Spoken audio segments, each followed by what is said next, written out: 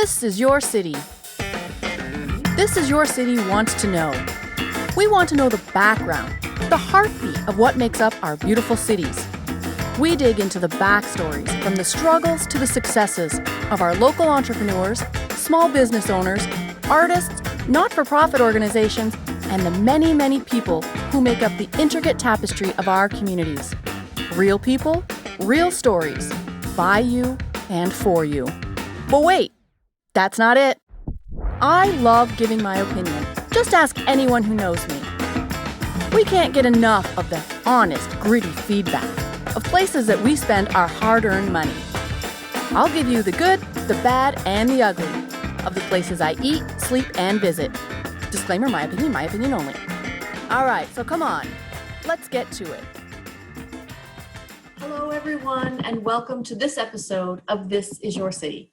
This is Kim Wardell, your host, and today my guest is joining us all the way from the state of New Jersey. She is the founder of a nonprofit called Pathways for Exceptional Children.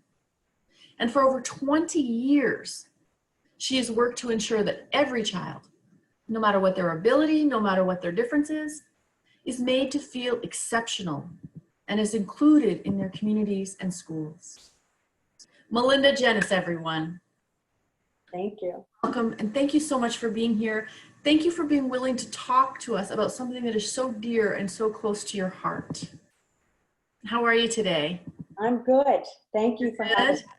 Yeah. How's everything in New Jersey? How's everything going there right now? Well, we're getting down on the pandemic. I think we've finally started to get it somewhat under control. In fact, New Jersey is one of the top 3 states in the United States with having gotten it under control when we started out being one of the worst.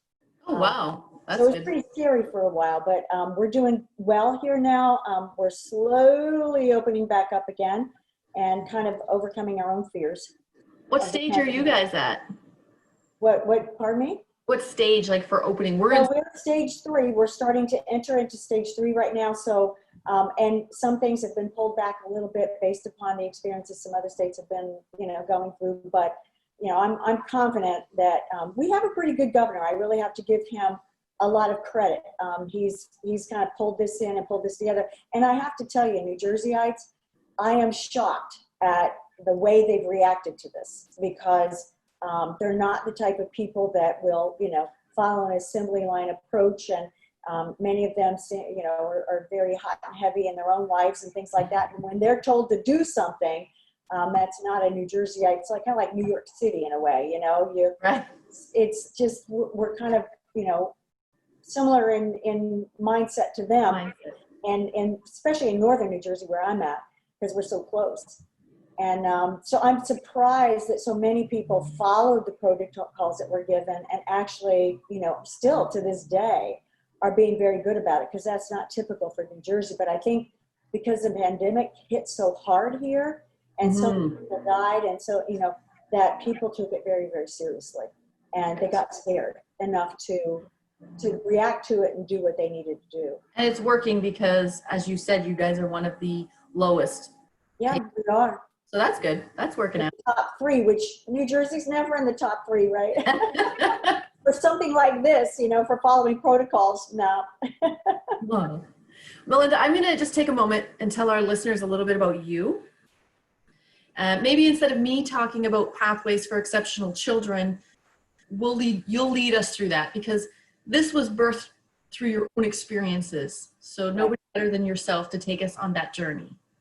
So I know you have authored many different guidebooks and provide on-site training and assemblies, and you've educated, this is astounding, you've educated over 49,000 children and staff on inclusion.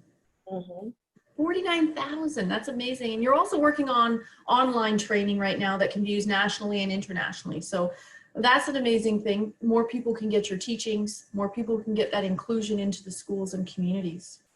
You're That's right. also a lifelong advocate for civil rights and equality. Because in 1997, you had a son, and he had, as you've told me, he had multiple disabilities. So through that, you started noticing, not in just your son, but And you as well, you also started experiencing exclusion like never before, which must have been extremely painful. And so through that, you decided to do something. You saw what your son was going through. You saw what other children were going through. And so to educate the rest of the population was your mandate, was your desire. And you're doing that. So back in 2002, you started Pathways for Exceptional Children. So if you don't mind, take us back just before 2002. So your life with your son and what you were seeing and feeling, and then to the point where you opened up Pathways for Exceptional Children. Well, I think it wasn't just my son. I think my past had a lot to do with my reaction towards how I felt about my son and what needed to be done, because I was born in the 60s. So I grew up in, the Martin Luther King periods and the civil rights movements, and was a woman who definitely knew what it was like. I mean, I was on Wall Street for a while. I understood the glass ceiling all too well. I understood what it meant to be paid less, not to have opportunity. I understood that. I went through that. And so I got that part of it. And so when I had my son, I actually had changed careers, come out of being on Wall Street and went back into being in the people helping professions. I had gotten my degree in speech pathology in my undergrad, but had not gotten my master's. And then when I decided to go back and get into the people helping profession, I chose physical therapy. So the time that my son was born, I mean, I had been working with children with disabilities and really kind of felt like I knew what it was like to have a son or a daughter with disabilities, because I had treated these families and I felt like I knew their life. And then, the irony of it was I had my own son with disabilities, and I started to realize in my daily life with him how little I really knew about any of this. And how I just had no idea what these people lived with day by day until I began to live it on my own. And I started to feel it. I started to see it. I had the frustration with it, trying to find what was wrong with him, trying to find the right doctors, not having the financial means to do what I needed to do. It just was one obstacle after another. And but in the beginning, there was absolutely no way that I had at that point a dream to start a not-for-profit. That just wasn't even in my mind whatsoever. And so to begin with, a not-for-profit wasn't, I was very self-absorbed and very into my own world and what was happening to me. And very much blamed somewhat the other parts of the world for the way I felt towards my son and disability and the way they treated him. So I was a very angry, very frustrated person for a while, and very angry about the fact that disability has an impact, and it has an impact not just, parents will talk about the dreams they had for the child are gone. I felt that, I went through that. Little did I know my dream had just begun, was really kind of how it ended up. But at that point I felt it was gone. I wanted to go back to school to get my clinical doctorate. I had all these dreams for myself and my own business as a physical therapist, and that was gone because I became a caretaker.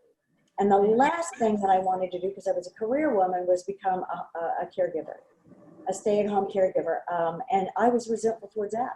So the changes that had come about in my life were not something that I had dreamt about, and it certainly wasn't something I wanted. Wow.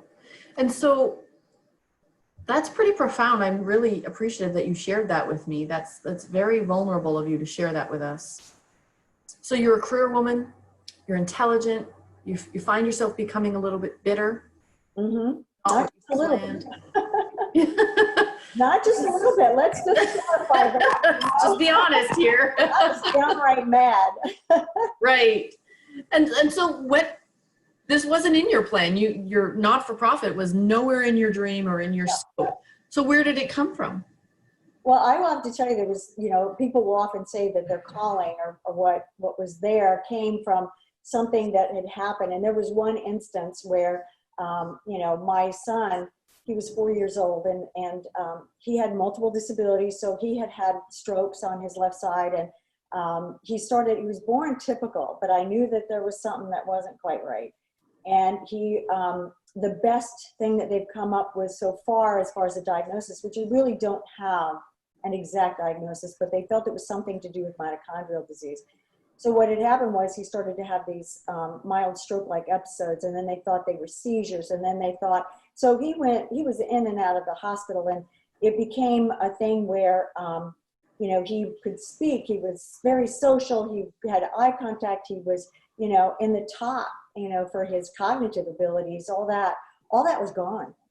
Wow. And within a few years of this disease coming in and just the repetition of it and what it did, every time he got a common cold, it became, a hospitalization, and then he had another stroke, and then he had, and it just, by the time we were done, he had a lot of autistic features. He looked, had a lot of arm flapping, no eye contact whatsoever, very little language left in him at all. His cognition, he didn't even recognize what a letter A was, he lost everything. And so I was trying to rebuild, and I wanted him to feel like that he wasn't disabled. I wanted him to be on with other children, and that was one thing he didn't have. And there was nobody knocking on my door for a play date, and in fact, the play groups that we were in, I have an older daughter, and the play groups that we were in, some of those play groups started dropping off because my son had disabilities. And, it was kind of looked at, I'm not quite sure if it was that they thought they could get it, or what, and back in those days, literally people thought they could get autism. They were afraid of it, back then. And so you have these preconceived ideas with people and fears that people have in their ignorances. And so I took him down to the soccer field, and I signed him up for recreation. We were going down there, and I carried him down there, put him on the field, and he was trying to get his ball, to be able to play. And the coach ran over real fast. And he just said to me, I got to tell you, he can't be on this field. He doesn't belong here. He belongs with Special Olympics or a Challenger League or someplace that's more appropriate. He's going to get hurt here. I don't know what to do with him. You need to take him someplace else. I'm sorry, but I can't have him on this field. And I went back and forth with him, and we jockeyed back and forth a little bit, and I picked up my son, and I ended up leaving.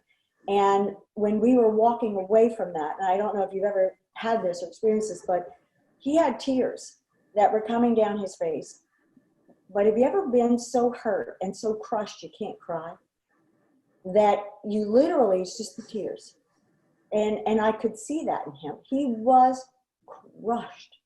And seeing him like that, and seeing what exclusion had done to him, just tore me apart.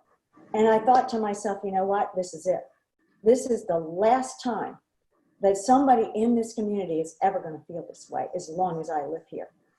And that's how Pathways began.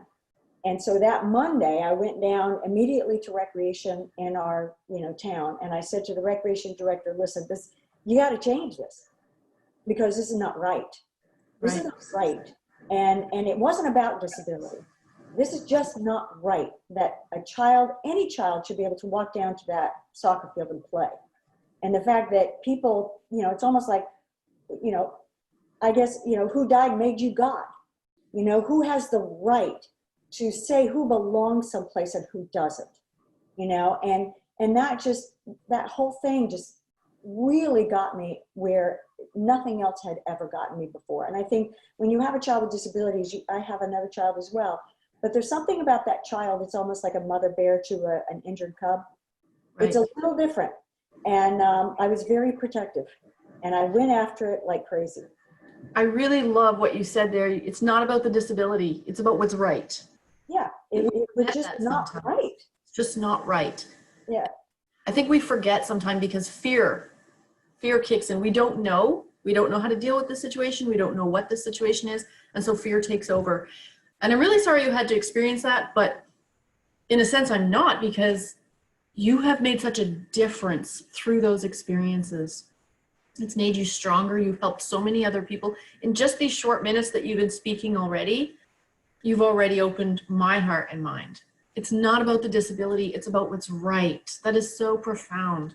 Mm-hmm. It doesn't, and I'm not trying to be controversial, or, I am not Black. I can't even go there, and I'm not trying to, but I have to tell you that when I saw that knee on the neck of that man, I mean, my thing was, it's, you know what? It doesn't matter what color that man was.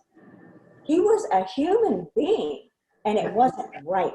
It wasn't right. And the same thing happened to me with my son. And yes, I focused more on disability because that's where I was at the time, Right. With that. But Pathways, has been an evolution for me. And inclusion has been an evolution for me. And I think that if I could say that there probably was one saying that hit me, I'm a huge buff in reading and history, and I don't like to recreate things. I like to stand on other people's shoulders. I hate to say that, but it's true. I'm not a copycat, but I will copy if it'll get me there faster and help these children more. And I've read everything I could get my hands on from Martin Luther King, from Mother Teresa, from all the great leaders. And I think that one of the things that we're missing today, and I see this in what we're going through today with the racial things and everything else, is the lack of good leadership. Right. We don't have it. And we've got chaos. And I'm hoping that this will bring about greater leadership for inclusion, not racism, inclusion. Exactly. Because that's what we really need is people that can put all of these things aside and say that we need to do what's right because it's right. That's and right. Inclusion is something that's a universal language. It's something that everybody can relate to, And so when we talk about inclusion, one of the big things that made such an impact on me, I watched everything and read everything I could about Gandhi as well. And one of the things that hit me about him was that you have got to be the change you want to see. And that has been my mantra. There's a couple of mantras that I have that are really the value systems of what Pathways is run off of. And what I started to see was within the disability community itself. Now, when we first started, we were all disabled because there was not a non-disabled person that would register for one of our classes. The non-disabled would not associate with the disabled. It was a stigma. In fact, people who had a disability were too busy hiding in the closet. And parents hiding their children who had disabilities, they were hiding them in the closet. And that's one thing that I think has changed a little bit, is that when I'm out training people, the children aren't hiding in closets anymore going, oh my God, don't talk about that because somebody might find out that I have it. Right. I'll say, well, let's talk about ADHD or hidden disabilities. And hey, I got that. Right. And so people, it's almost like an honorary degree, now. So it's that I'm thankful for it because that has begun to change. But back then, it wasn't that way. And it still isn't that way to some extent because people think that because it has disabled in it, it's not as good. It's less than. And people look at disability as less than or not as good as. And so they wouldn't register. And it took us 14 years. But after, right around that 14th year, we had our first child without disabilities that registered for one of our classes. And that was 14 years of blood, sweat, and tears. But it came because what I started to see was even within our own disabled community, what happened was we had children that were there that, let's say, with Down syndrome or another diagnosis, but we had another child that came in that wasn't quite as disabled, and there was a hierarchy. And so you have this hierarchy wherever you are. I don't care what minority you are. You got your own problems of discrimination within your own group. That's right. And so you had these people who came in and said, well, if I'm going to be a part of this class, you got to get another class for this kid to go into because I don't want my kid to be around that kid. Oh my gosh. And this is within the disabled community. And I said to them, listen, this is about inclusion. And you need to be what you want. In other words, if you can't be inclusive, then you're not going to be included. And you know what? That is a law. You can't change it. It's almost like the law of what goes up has to come down. If you cannot be inclusive, you cannot expect others to include you. It is not going to happen. And so those people, I said, you need to go wherever you want to go. Make your own group, whatever you want to do, or divide off and do. And now you take a look at the disabled community and how little we're able to get done because we're so divided. Right. You've got autism over here, you've got Down syndrome over here, and everybody's got their own little group. But we just don't unite off of the overall of what we're all missing, which is inclusion, opportunity, Just love. Just Yeah. love. But we don't unite around that. We're not, we more unite against what makes us unique or different. And it's not that we shouldn't be proud of all that, but there are bigger causes, there are bigger pictures that we need to get if we're going to move the whole picture forward. Right. And I think that's true of all minority groups. Think about it. If we could get the disabled community, the blacks, the minorities, women, you know, the gay community, you know, transgender, get us all together. And what do we want? What does everybody want? Inclusion. We all want to be included. How do we find that? We find that together, not separate. No. And there's, you know, there's no law against love. No. Right? So, you know, I was reading some of your information, and one thing I thought was quite interesting, it's inclusion as well, but what you've done is you've provided resources and online training for parents as well. And that's really important because yourself, you went through it. You didn't know, like, this isn't what I had planned. And you had to sort of navigate through that yourself because back then they didn't have the resources they have today. And so you have those, you've provided that for parents.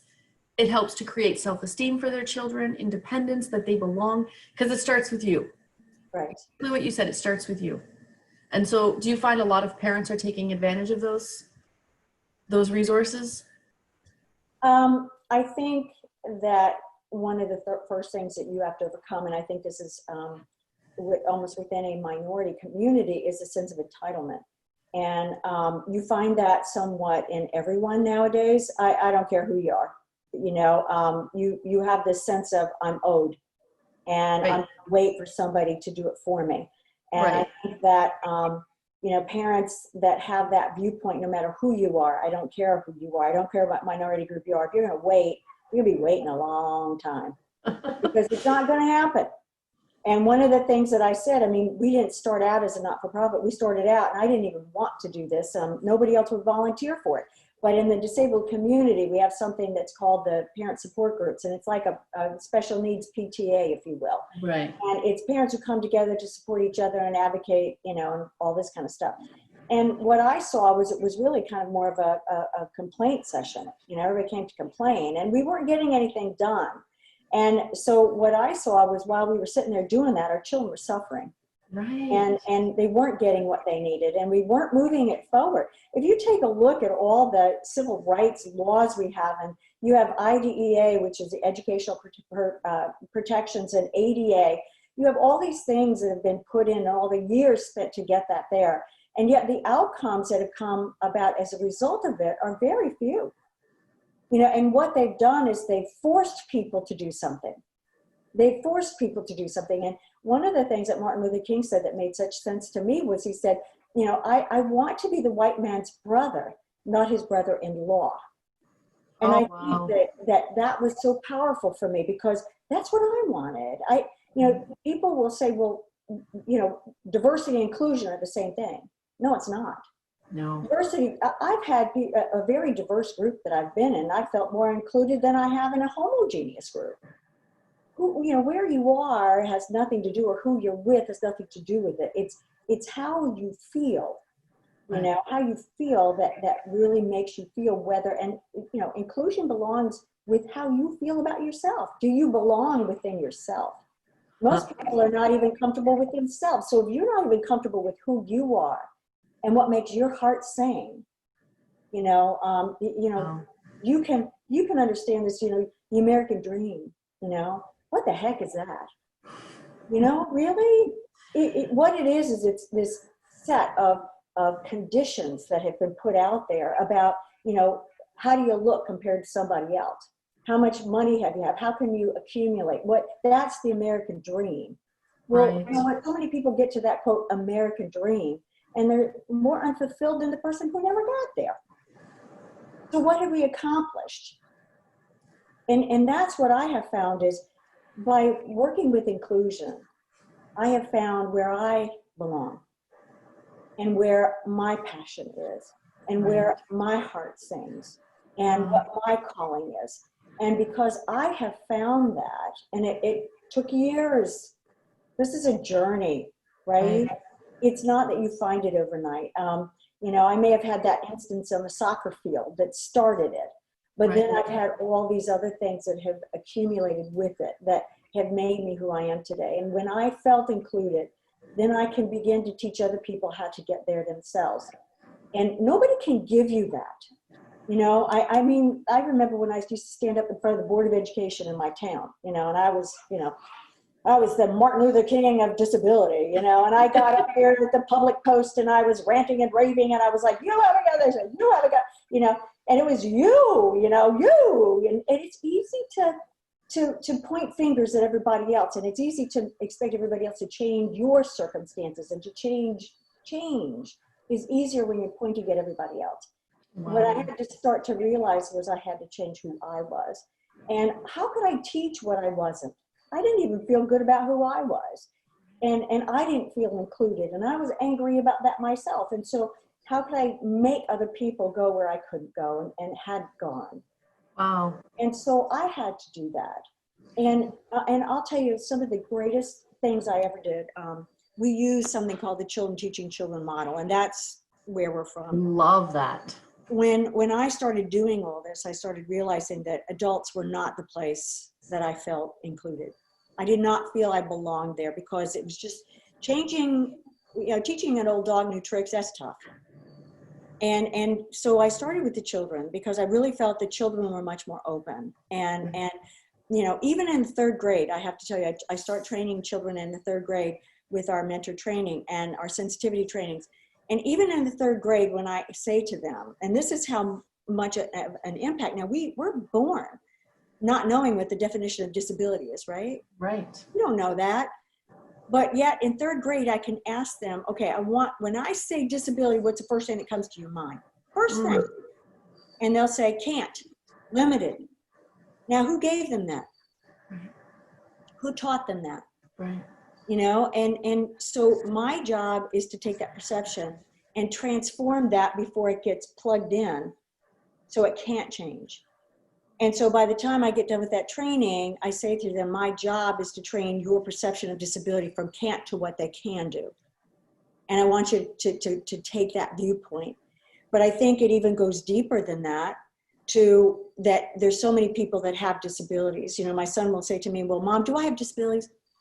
And I'll say, yeah, but guess what? So do I.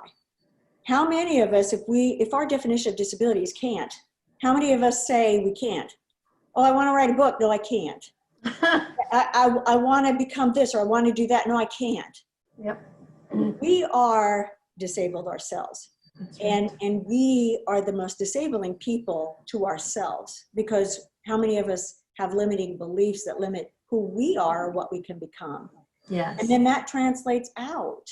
One of the best things, I listened to a podcast that was done by Tony Robbins, where he had a whole panel of Black leaders, and it was really truly amazing to listen to them. And one of them, Daryl Davis, has written a book about the KKK, and he is a Black man who has actually converted the KKK, and he has over 200 robes, and he's written a book about it. Now, yes, I know he that had one. a KKK person who was on, and I've asked the same question. That's why I could so identify with him. Was I used to say to people, they would say, well, I don't like your son. And I'd say, well, you don't even know him. What do you mean you don't like people with disabilities? Who do you know that has a disability? Who have you even taken the time? You don't like them? What don't you like about them? And he said the same thing about the KKK. He said, well, how can you hate me when you don't even know me? And the KKK leaders couldn't answer that question. And that was the main conversion point that brought them to their knees to say, you know what, I'm going to give you my robe. Because my belief systems are unfounded. And so I took a lot of that and said, you know what, maybe what we need to do is change the perception of how people perceive us. So rather than becoming disabled, and I used to say to the women who kind of started this whole thing, was I said, we can't become victims. We are not victims. Yes, we've been victimized, but we're not victims. What we have to do is become leaders. I want to make Pathways for Exceptional Children the leading, biggest organization in our town. Not just your town. hands down, the leader of leaders. We are going to be the movement. And in fact, instead of, our children were always made to ride on different buses. We couldn't ride on the same buses. Oh, right. Yeah. We have what we call the SPED buses. They're the special ed buses, right? So my son always wanted to ride on the big bus with all the other kids, and he always had to go on the little bus, on the separate bus. And, so I said to them, you know what we're going to do? We're going to take that freaking bus, and we're going to be the drivers of the bus. Yes. When we drive around town, we're going to be so good at what we do, and so powerful and empowering with what we do, that people they'll feel left out if they don't get on our bus. Right. I love it. Right? And we took that perspective of it. It wasn't like we said, listen, you're not including us. You change the laws, you become different. We said, listen, and we are going to become so empowering and leaders in what you wish you could be, so that you will come to us to find how to become that. Wow. And so we became those leaders. And I think that is really, you got to change. And instead of being, that person that had that power that was always over them, you empower yourself so that you become a better influencer, not power. It's not about power, it's influencer and positive influence for the changes that you want to see. Right. And I think that's kind of the whole founding force of what made, Pathways so amazing. Pathways grew on its own. People will say to me, well, how did you get so big? Like, how did you do these programs? You started with 14 kids, and we have over 300 kids that come from all kinds of different towns in New Jersey to come to our programs. And we've got over 400 mentors a year just in Montville alone, where we live, that volunteer to be a part of our programs. And the great thing about it is that we had to listen to the other side and what they were saying they needed and what they were lacking. Because the other side is just as lacking, if not more. Right. We always look at the grass is greener on the other side. If you think that the grass isn't always greener. And what I found by having a child with disabilities was how messed up the educational system was for those without disabilities. What an assembly line approach we have. It's like we're herding cattle. When I had my daughter, I didn't question what she was supposed to do. She was supposed to get good grades, get the numbers, get the high SAT scores, get into the best college. Everybody was like a little cattle. We just kind of walked. Well, when my son was born, that didn't work. Right. So what was I going to do? So I had to create my own story.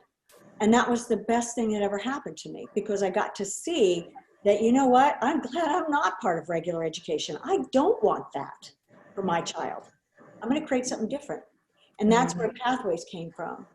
It wasn't about numbers. It wasn't about how good you are. It wasn't because you could compete and be better than everybody else. It was how could we all work together to achieve our passions, but our own individual potential. And success is different based upon who you are. It's not about success as far as that, quote, American dream. It's about success of achieving your own individual potential. How great can you become? That's right. And Pathways, in these inclusive programs, it's everything. It's drama, it's life skills, it's teaching them that, because what you just said was so true. It's the other side. Like, yes, we're the ones, and I'm going to put me in that too, because as far as, what society deems as a disability, I don't have any. I have many disabilities, trust me. More than I can, and boy, my son has shown me that, let me tell you. Yes. But each person, like, I'm not good at certain things, but when somebody comes along and shows me that I'm good at something that I didn't realize I was good at, wow, what a difference that makes in my mentality, in my life, in my environment. So the same thing for what society deems as different or disabled. All we need to do is show them, okay, maybe you can't run a marathon on your own two legs, but man, you can paint like nobody else, and give them that. Give them that. Why are we taking that away from them? From anybody. Right. I love that you're putting that to the forefront. you're taking away all those smoke and mirrors. You're taking away all of what people deem as normal. It's not even that we deem it normal. It's just that we've been told for so long this is how it has to be. We just follow it. Yes. And you're taking all of those screens away and saying, this is the reality, folks. This is the actual world you live in.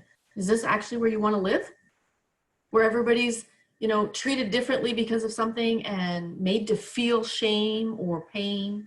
You're taking all of that away and you're opening up what we really need to be looking at.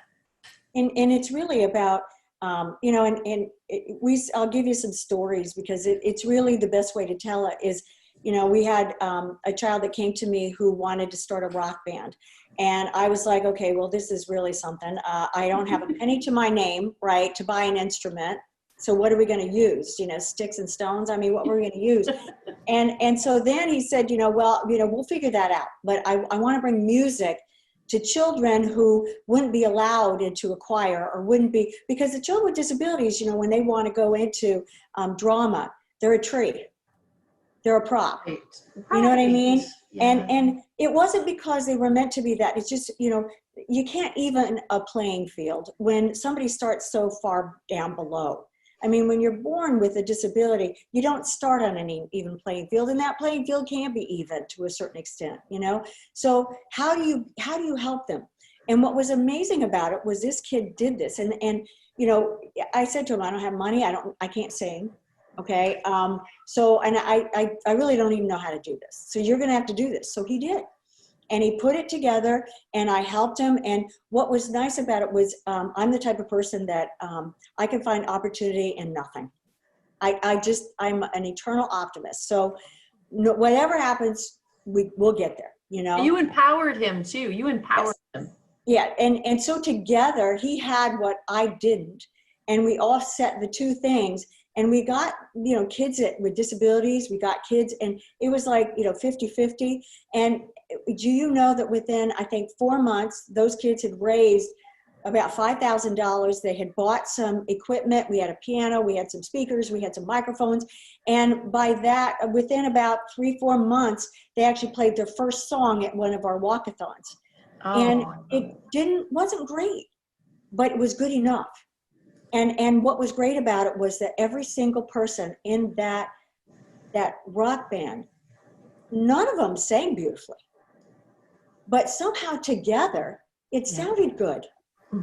So none of them sounded good really alone, by themselves at that point in time, but together they sounded really good. And that was what was amazing is, you looked at it and you thought, wow, how is this ever going to look good, sound good? And the parents were like, Melinda, this is one time where you've really blown it. This is not working. And do you know that by the summer of 2013, that rock band was with the Jonas Brothers at the PNC, and they sang with the Jonas Brothers during their warm up, and their sound check. And Kevin Jonas lives in our area and actually happened to come to hear the kids and saw it. And just was overwhelmed by just the feeling. When you walk in, you belong. You can feel it. Right. And no matter who walked in to that rock band, they were okay. They were welcome. You don't have to be Taylor Swift. No? And a lot of people will say, well, I can't sing, or I can't do this, or I can't do that. Well, there again, there's your disability. That's right. Stop saying can't. And even though you can't sing like Taylor Swift, who cares? How many of us can? If you love to sing anyway. It can be a hobby. That's right. It's something that makes your heart sing. And don't let anybody take your voice away because somebody says you can't sing as well as somebody else. Sing because you have a song that's in your heart that comes, and sing it. And that's one of the things that I wanted to do with a lot of these kids. Another story, and this is so funny because I had a mentor who, and this was how we serviced the other side, by the way, was the other side, the kids that didn't have disabilities needed community service hours. Right. So what I said was, okay, so if we get a mentor program, we bring them in, they have to go through a training. So they're going to learn about disability. They're going to feel more comfortable. We're going to get rid of the ignorance. And then they're going to get community service. And then hopefully we hope that this evolves into something that they want to do and don't have to do. And builds relationships. And then we get, and that's exactly what happened. That's exactly beautiful. what happened. And so then very few people come to me for their community service hours. Very few. And, some need it, some don't. But this whole seeing what they needed and giving that to them, it was an opportunity that they saw. And they came. And, then they started to realize what all this was about.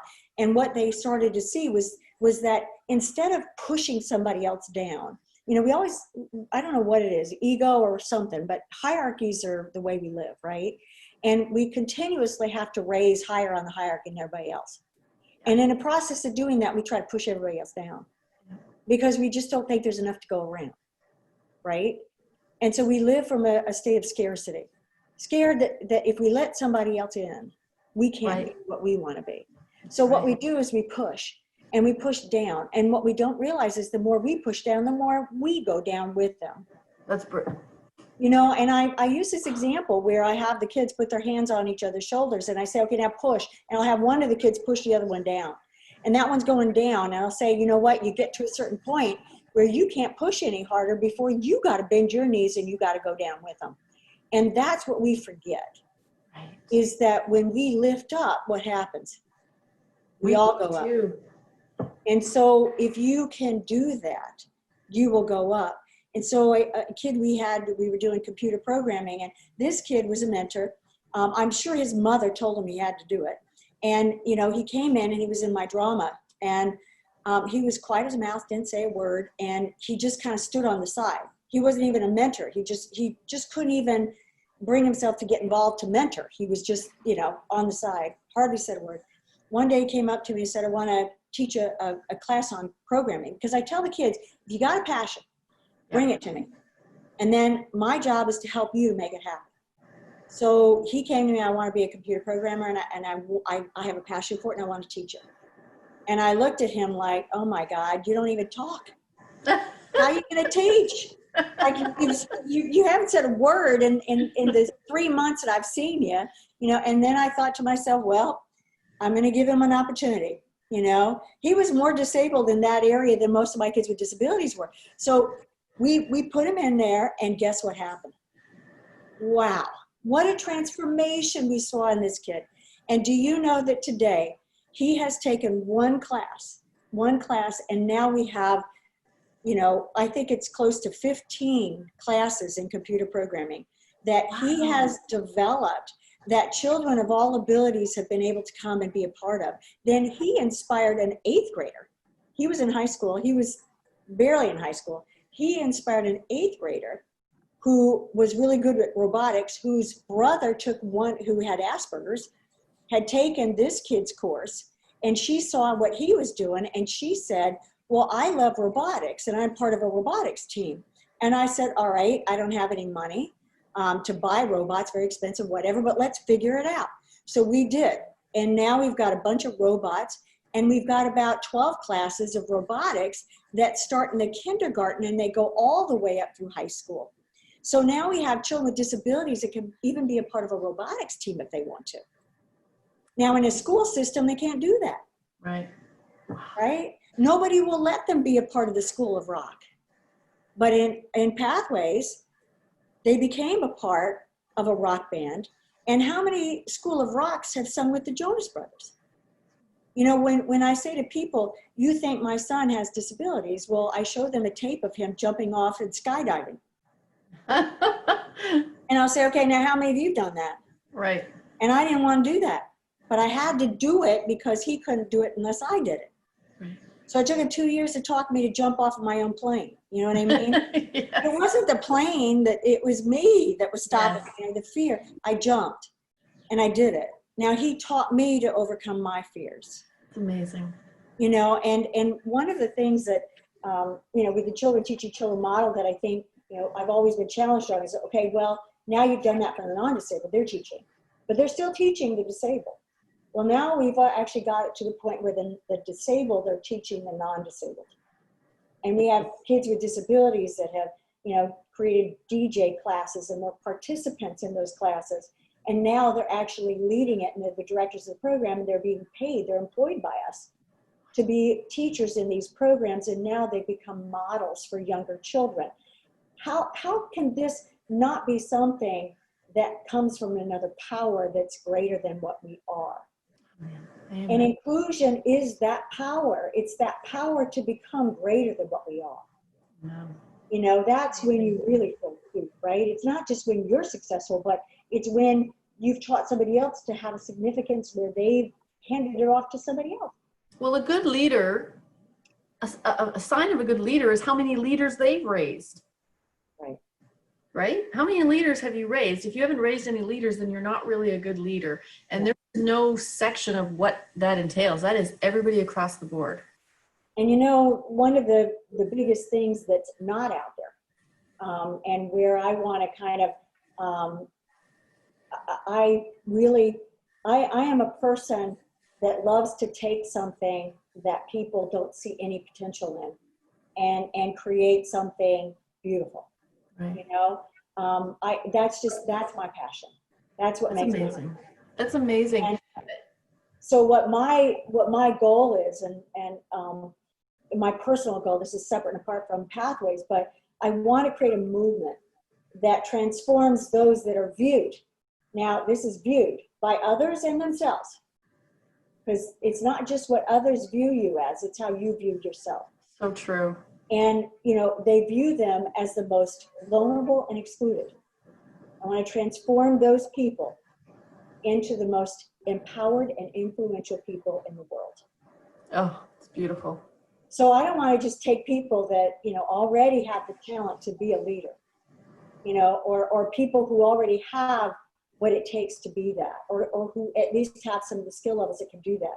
I want to take people that nobody sees can ever do that and do that, because if you have They have it in them. Yeah, it's there. It's there. And Mandela, I have this in my, this is another story where, you know, I never in my a million years when I started Pathways ever thought I would go to Haiti to build a school. Never. You know, I mean, if there's not electricity, I don't want to go there.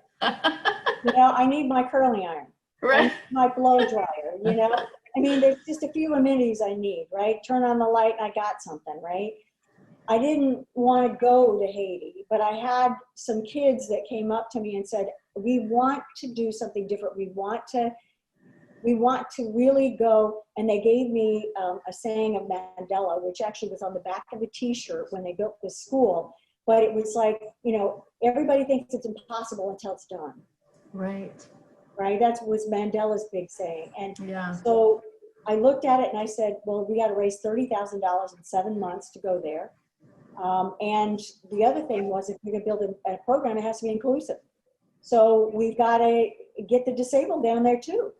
And we've got to get them into a village that's so impoverished that they're not going to have a toilet to go to. I mean, we got a hole in the ground, no toilet paper. I mean, how are we going to do this? You know, and I was thinking, how am I going to take my son there? My son has multiple disabilities, and what are they going to think of him? You know, and how, so all this went through my mind. And I just said, you know what? Let's do it. Let's do it. Let's do it.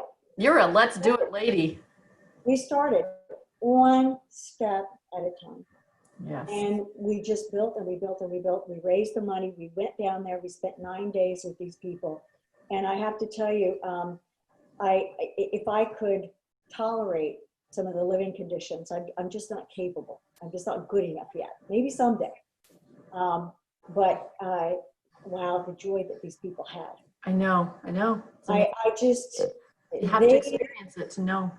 They were there was one woman down there that is older than I was, and her life expectancy is like 55. I think I was like 56, 57 when I went down there. She was like 60, and she was the matriarch. And, you know, she was this Black woman who, when she walked in the room, she was very quiet, but God did people respect that lady. And the kids, when she walked in the room, they behaved. But it was because she had won their admiration, their respect. And That's do you know that she had one arm that didn't work well, and she was down there digging and helping build this school. As old as she was, you know, she was down there. in whatever closed shoes. They had no shoes. They had like flip-flop shoes, and they had broken shovels. And one woman came with just a plastic piece of something. She didn't even have a shovel. And she was and I have a picture of her on my nightstand. I look at her every night, every morning. And I think to myself, man, if she can do this with a plastic lid, I can do this with what I have. That's right.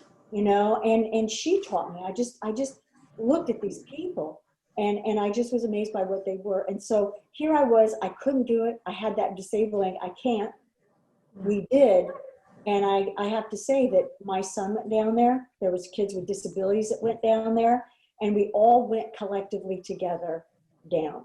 And we built a school, and one of the things I said to the disabled population was, we need to raise the money to be able to do this. Because even though your child can't read very well, at least they read more than these other children have, and at least they have access to education. So we need to give where other people need to, not just be the people that are given to. And so I'm proud to say that the disabled community was really the ones that worked the hardest to raise that money. And again, the disabled community is not looked at as having the power to be able to do that. But in 7 months to raise $30,000, that's pretty darn good. That is so darn good. Wow, thank you, Melinda. So you can't discount what you see or what you think. You just have to keep opening doors and allowing people to walk through them. And that's inclusion. Inclusion just boils down to love and doing what's right. Just like you already said. And you're honestly, you already are. You need to be on a stage. You need to be on multiple stages. You are something else, Melinda. You are something else. And I'm humbled by sitting here listening to you today. I'm really humbled. And yeah, I believe you should be on a stage just giving this message, because we all need to hear it. And sometimes we've heard it before, but we haven't connected the two, our hearts and our brains, because they have to work together. And you're showing us how to do that. And I'm so grateful.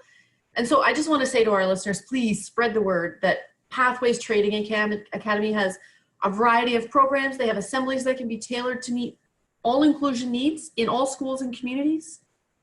Learn how to implement the children teaching children aspect, because that's above and beyond. That is amazing. Children learn by other children. We all know it. You learn to ride a bike because you watch your friend over there doing it. And the mentor modeling, bring the Include Me assembly to the schools and recreations everywhere. So please spread the word about Pathways for Exceptional Children.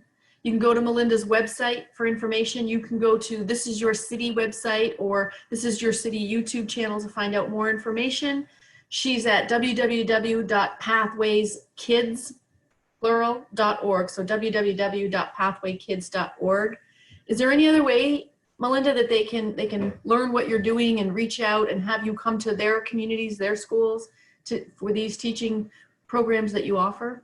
Well, I think I'm so happy to say too that I think we're only just beginning, because as we talked before, and this is kind of how we met, I'm definitely writing a book and starting to put all this into play with what do you do, and how to take the steps to inclusion. But I think the best place to go is really our website, because it's got all the information. It's got emails for you to be able to contact me even directly, with things. It's got a phone number. So it's the best place to go. But if I could leave anything with people, and particularly because right now we're struggling so much with racism, and I think it's racism is just one area of the lack of inclusion that we're struggling with. We're struggling with inclusion overall. And it doesn't matter what color you are. It doesn't matter what your disability is. We're just struggling with it as human beings. And I would just say to you that, if you're trying to lead a movement, if you have a child with disabilities, or if you're Black, or if you're gay, or you're one of the minorities, one of the things that I can tell you is just to become what you want other people to become. If you're not inclusive yourself, if you don't feel included, how are you going to teach that to other people? And find that, because that will really, I think, that's the internal thing. People are going to be attracted not to what you say, but the way that you make people feel. And Exactly. you know, that's what Maya Angelou said. And I so agree with her about that. Yes. It's how you make them feel. And if people feel included, it doesn't matter what color they are. They're coming. It doesn't matter what their disability is. They're coming. You know, if you take a look at Pathways, you've got every color of the rainbow there. You've got every religion. You've got every disability. Nobody cares. That's right. Because they're really what they're doing is they're just going after the passion. And passion, doesn't that unite? Right? If you got the same passion, you don't really care what somebody's color is. You don't really care what somebody's, you know, you've got a commonality. So if we can all come together for inclusion, we all want it. It's a basic need. If we can come together for that, we can come together. And then we can work towards getting what we all need and want as basic for human beings. So I really encourage people to get to the larger picture, come back 30,000 feet. And don't just look at you and yourself. Look at the bigger picture. And then you're going to really get what you want. That's right. My husband always says that. Take the 10,000 foot view. Look. Yes. Get the bigger picture. Yes. But the world needs right now exactly what you're offering. And we got to stop taking steps backwards. We take a few steps forward, we take a step back. We have to stop, and we have to keep going forward, and humanity and just love and include. Just love and include. It's not up to us to condemn. That's God's job. We're to love and we're to include. And so I thank you for bringing this to the forefront. Don't stop what you're doing. Thank you for your passion. Thank you. And seriously, you said you're writing a book. I can't wait. Please let me know. We'll have you back on when the book comes out. Okay. And we'll get that into people's hands and communities and schools.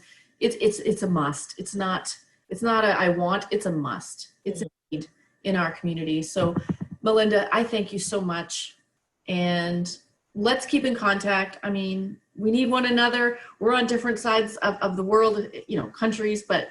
Well, hey, you're in Canada. Look at what you can do there. We can do anything right? if we come together.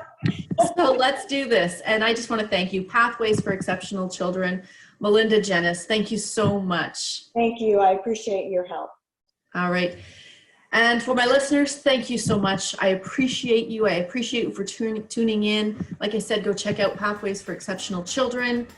Continue tuning in. Next week, we have an amazing episode as well. So don't forget to share, to like, to follow, to click, to call someone, send a pigeon, whatever it has to do. Make sure you tell everybody they should be listening to This Is Your City.